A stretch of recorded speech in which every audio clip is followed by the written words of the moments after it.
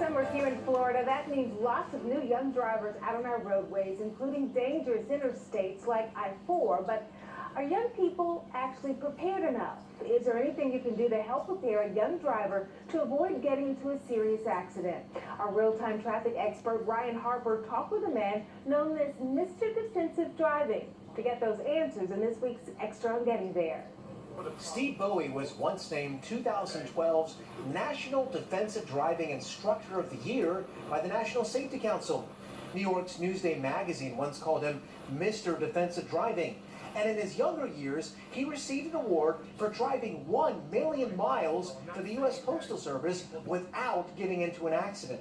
That equates to like 4 trips to the moon.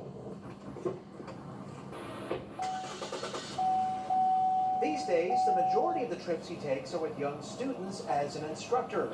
Bowie says that when he moved to Florida from New York, he was horrified at the increased amount of accidents involving young drivers. He thinks that they are not properly tested before they're given free rein. They're not getting the proper training that they need on the road.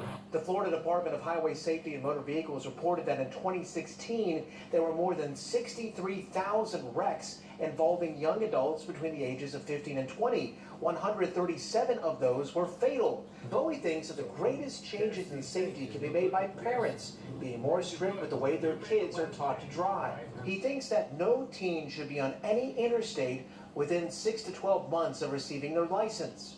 Instead of the required 50 miles before driving, 10 nighttime before your license is given, he thinks parents should make sure that they drive 80. And finally, the key to avoiding accidents, says Bowie, are your mirrors. The side mirrors should be adjusted so that you cannot see the sides of your own vehicle.